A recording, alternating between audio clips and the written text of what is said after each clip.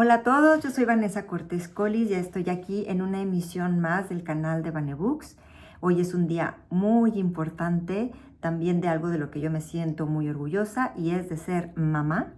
en este 10 de mayo, pero, existe un pero en esto, ya vieron mi bracito nuevo, traigo nuevo gadget, pero el punto es que creo que tenemos que plantearnos el considerar la maternidad desde otras perspectivas. En lo anterior, antes, años, siglos antes, la maternidad era vista como un monolítico, como algo donde no teníamos posibilidades de movernos ni en lo personal, ni en lo, mucho menos en lo profesional, ni siquiera en estudios. Las mujeres eran consideradas como reproductoras y nada más, o sea, sin tener alguna opción de otra cosa. Acuérdense en el gineceo de los griegos que las mujeres era como el patio trasero y las mujeres tenían ese espacio solamente para la crianza de los niños y aparte de los niños hombres, porque si eran mujer, pues eran como desechadas, ¿no? Entonces, esta parte de la maternidad ha evolucionado, incluso yo creo que ha sido parte del planteamiento de las olas de los feminismos, y una de ellas que tiene que ver con el cuerpo, que sobre todo la cuarta ola, con nuestra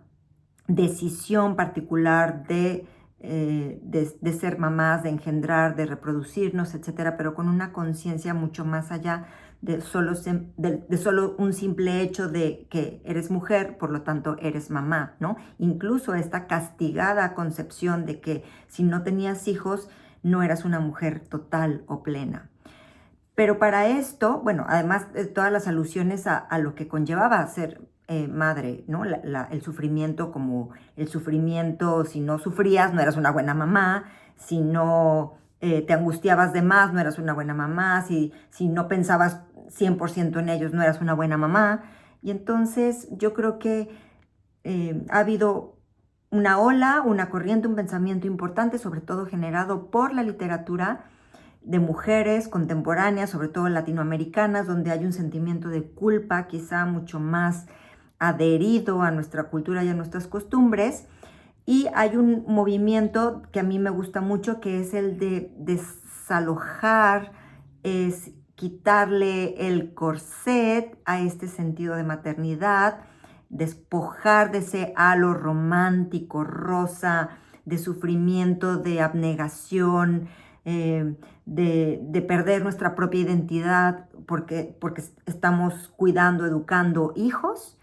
Yo creo que eso es la nueva propuesta de literaria que se ha dado a lo largo de la literatura contemporánea, sobre todo de las mujeres en México, obviamente, pero no solamente en México, países en Norteamérica, en Canadá o países avanzados como los europeos, también vuelven a plantear este momento de la maternidad que había que voltear a ver y una nueva concepción que mueve, incomoda, porque como cualquier movimiento y evolución conlleva lúrico, conlleva una sacudida. Sin embargo, pues nada, yo soy de ese grupo de mamás desobedientes, de mamás que no se comen ese discurso de la abnegación, sobre todo, ¿no?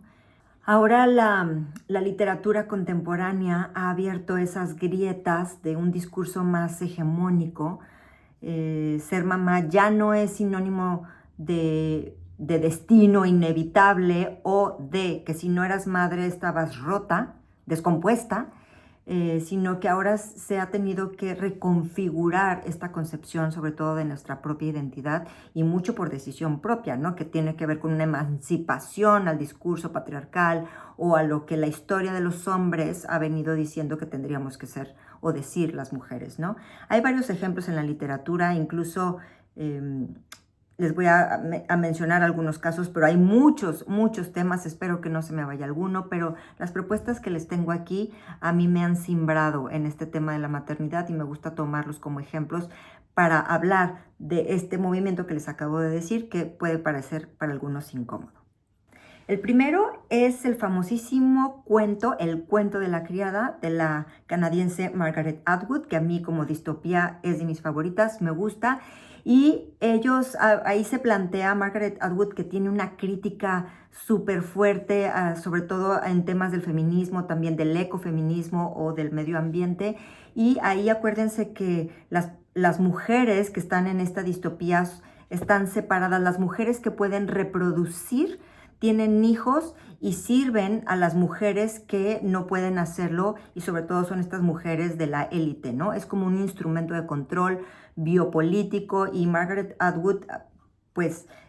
presenta, ¿no?, esta historia a veces que nos da miedo, que no sabemos en qué momento nos movemos, pero la maternidad la propone como una condena mucho más allá de una decisión mucho menos propia o de un don. Es una condena, ¿sí? Y ciertas mujeres nacen para ser aparatos de reproducción y de control político, y otras mujeres, las que no pueden, pero sobre todo que están en una élite, en una esfera especial, pues entonces contratan a estas mujeres. El tema del cuerpo también aparece muy interesante en el cuento de la criada de Margaret Atwood. Hablando ya en América Latina, Samantha Schweblin, que es potentísima en todos sus discursos. Tenemos el ejemplo de Distancia de Rescate, que es esta relación con la madre y el hijo, y esta angustia perenne y eterna que nos lleva a estados de ansiedad también importantes, sobre el cuidado, sobre no prever, sobre los hijos, sobre el miedo a equivocarse, a educar mal, etcétera, pero de un estado ya obsesivo, ¿no? Pero también Samantha Schweblin tiene un cuento que publicó en Pájaros en la Boca en el año de 2009, y un cuento de ellos que se llama Conservas. Es un cuento donde habla de la rutina, de lo cotidiano, que se vuelve la maternidad como algo autómata, y donde va transformando a las mujeres en ese día a día cotidiano, con las mismas tareas y los mismos pensamientos y las mismas rutinas, ya como en algo de alienación, así como que todas al mismo lugar pensando y sintiendo lo mismo,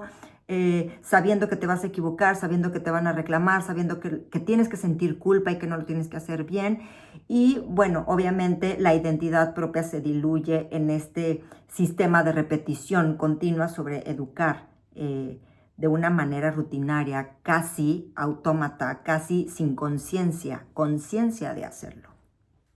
Por otro lado está Isabel Zapata, esta escritora mexicana que hace tiempo sacó su libro In Vitro, y que ahí presenta esta mecánica donde ya incluye la parte de la ciencia como una dimensión científica, donde también el deseo de gestar, el deseo de buscar a como dé lugar el ser madre y sufrir, vivir, sentir un sentimiento de culpa, la lleva a un estado también de nerviosismo, depresión, ansiedad, y que obviamente hay una condena, una marca social que te dice que si no puedes embarazarte o si no puedes tener hijos, pues estás marcada, ¿no? Aunque aparentemente puedes sentirse que no, o lo puedas negar, o bueno, si no, no importa, pero realmente hay como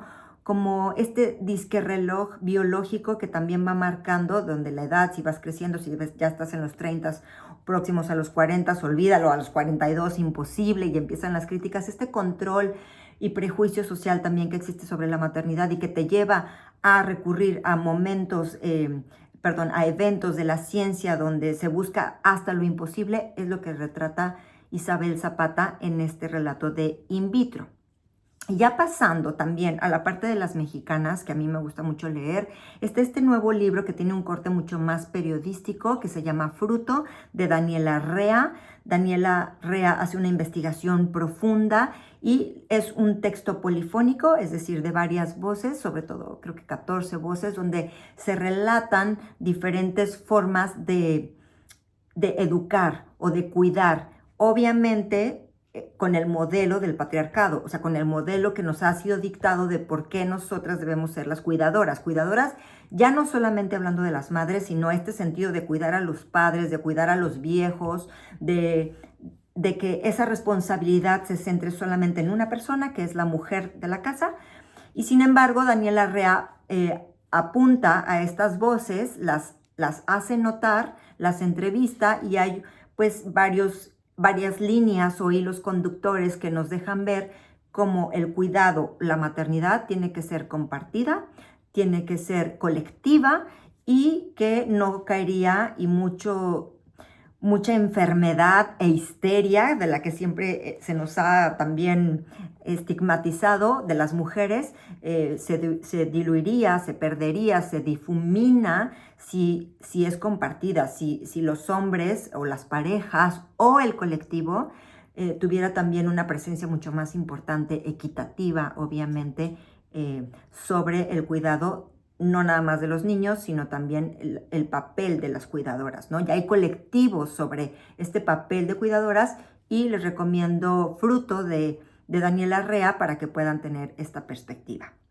Y también les quiero hablar de un libro de cuentos de Nuria Kaiser que acaba de publicar este año, hace un par de meses. En este libro de relatos que titula Bravas, específicamente hay un cuento que se titula El Nuevo Orden. El Nuevo Orden, o sea, ya no está esta mamá cuidando de los niños mientras el padre sale a trabajar, sino que dice, las mamás, las mujeres también quieren que los hombres se involucren. Bueno, pues en este cuento el padre se involucra, pero se involucra tanto y de una manera tan obsesiva que viene a perjudicar el trabajo que también desarrolla la mamá. Y entonces el papá, que ya ha leído los libros de maternidad, obviamente no se los estoy spoileando, pero les estoy diciendo de qué va este nuevo orden, donde el papá se hace tan responsable y se informa que se vuelve una obsesión del padre y entonces empieza a decirle a la mamá, no, eso que haces está mal, no, es que así no dice, es que dijeron en el curso, es que dijeron en el libro, es que tú lo estás haciendo mal. Y entonces esta carga que tiene la mamá también se vuelve a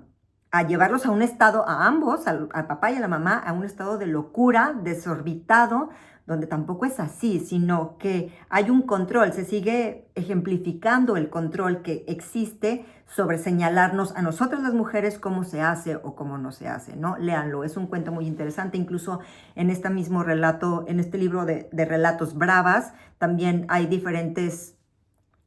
comportamientos y figuras de la madre, de lo materno, y también es importante considerar que es el tema que se vive hoy, es el tema que se está poniendo en la mesa, porque considero que la maternidad que ha sido parte de nosotros desde el origen casi de nuestra especie y sobre todo del origen de nuestra aparición en el mundo, es decir, las mujeres antes no existíamos más que como hechos, ¿cómo se dice? Como mujeres reproductoras, esa era nuestra única obligación. En cambio, ahora con este pensamiento que es parte del feminismo, pues nos hemos dado cuenta que las mujeres no solamente queremos tener hijos, sino que también queremos trabajar, también nos queremos desarrollar en otros ámbitos, también queremos hacer ejercicio y que, bueno, pues finalmente habría que ver cómo esta concepción de las maternidades se va modificando. Y fíjense que también hay un cuento, para que no vean que solamente les hablo de mujeres, pero hay un cuento de Haruki Murakami que se llama Duerme Vela. Y en este cuento, con una voz femenina, que eso se me hace muy interesante, es decir, cómo un escritor hombre incluye una voz femenina con esta perspectiva y tema totalmente femenino, que lo pone en cuestión, y en Duerme Vela obviamente habla de este tema de la dormida o de la no dormida que altera tanto celular, intelectual, emocionalmente a las mujeres o a las cuidadoras, lo desestabiliza tanto que llega un momento en que se vuelve ya algo perdido, no sabemos a veces en qué momento se vive, en qué momento se está, el cuidado personal lo dejamos a un lado y parece que, como lo dije hace un momento, se difumina, se desdibuja, ¿no? Esta figura y esta identidad propia como también de una manera incluso silenciosa, de resistencia, donde estoy donde no quiero estar o como no quiero estar. Sin embargo, la culpa y la sociedad y el discurso asignado me dice que así lo debo padecer o así lo debo sufrir. Es más, yo me acuerdo que si no sufrías no eras una buena mamá, así en pocas palabras. Todas estas narrativas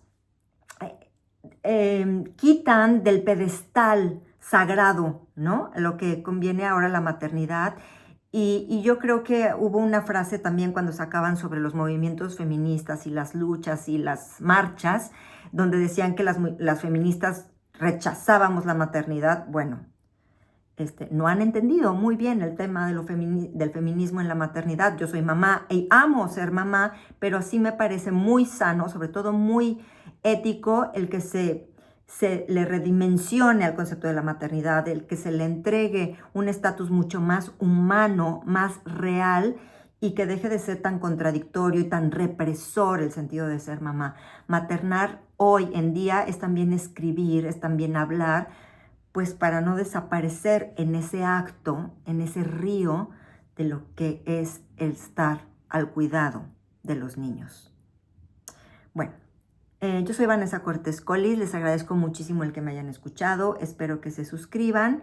y no olviden que una madre desobediente no está mal educando, sino que está ofreciendo otras vías alternas a los hijos. Muchas gracias por escucharme.